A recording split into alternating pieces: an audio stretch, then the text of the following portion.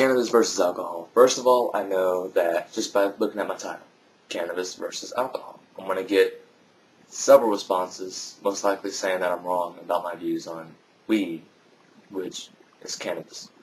Cannabis equals marijuana, pot, whatever. But I don't really care. I'm just trying to put some information out there. But basically this video is just basically facts about alcohol and facts about weed.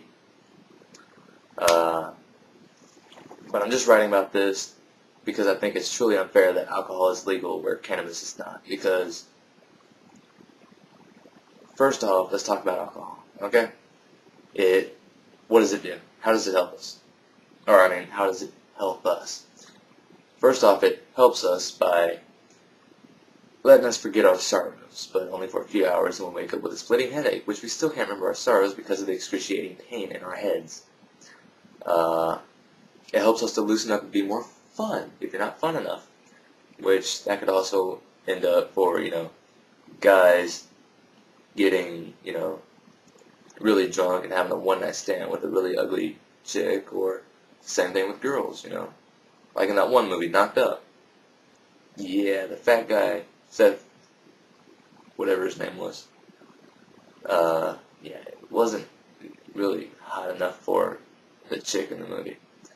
But no, it's more dangerous than that, because there's guys that'll get overly aggressive, and you get a couple of guys in a room, they'll probably get into a fight. When they least know that they're still drunk, they'll wind up dead in the parking lot or something. I'm not trying to over-exaggerate, I'm just saying. I live close to Killeen, that's happened a lot in those parking lots. Also, another thing that alcohol helps us to do is to not care or think about what we're doing around anybody or everybody else. You could be doing something or saying something that you think is perfectly fine, but thinking back, that what you said was out of line or something, or just plain stupid. And yeah, it'll impair your judgment, and you can't make sense of what's happening around you. I've been drunk, and even in 4th grade I wore those, goggles and tried to walk the line. I couldn't do it. But, un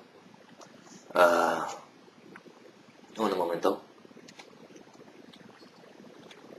But, also, like, one of the minor things that could happen if you, possibly don't die is getting your license suspended or taken away from you permanently. Which I'd rather have my license taken away than, die. But that's just me, Now, also, another thing that I was getting back to with women, you have sex with a guy, or possibly not sex, but you get raped by a guy that you don't know and will never ever see again, and you get pregnant, how's that going to turn out for you? There's just a lot of problems that you can avoid simply by not drinking.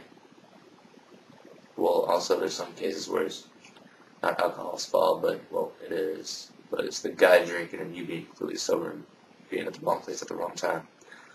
But, let's look at cannabis now, shall we? Yeah, it affects your judgment, but most likely you'll be sitting on a couch for about 9 hours until your high subsides. Whereas, you drink alcohol, you're going to be out wandering the streets or driving around trying to go to clubs, and you can possibly get in a car accident. Which, I'd rather be baked off my ass sitting on a couch than possibly being sandwiched between two 18-wheelers or crunched around a tree or something, Which one sounds safer to you? But also, let's look at the good things that weed does. Yeah, it makes you zoned out of your mind, but let's look at the positive things. And yes, there are positive things. Like, okay, AIDS wasting syndrome. AIDS wasting syndrome, a common and often fatal outcome of HIV infection, is defined as the involuntary loss of 10% of body weight or more that is not attributed to other disease processes. It is critical for HIV and AIDS patients to maintain a healthy appetite and body weight to avoid opportunistic infections. Smoking pot gives you the munchies. People who need to eat and can't eat and are losing body weight like that, who will possibly die, almost guaranteed, need to get the munchies, and a good way to induce that is to smoke a joint. It helps you. Another thing, arthritis. weed is a pain reliever. I mean, I've heard people say that about cigarettes, but no, that's just a little stress reliever. You get addicted to that, and you get, lung cancer, and throat cancer possibly, whatever, you still die from it. Who's the last person you heard that died from smoking too much pot? I'm waiting. Can't think of anybody? Okay, let's continue on. Helps people that have had, a stroke or brain trauma, because it loosens up the passageways of the brain. That way, the circulation can get through positively to where it's sort of thinning out the blood cells, but just enough to where it's good circulation. It helps nausea, subsides the nausea and lets you eat. And surprisingly, it takes care of asthma. Like, it doesn't get rid of it, but it helps you with it. Sort of like an awesome inhaler. That just may be me. But,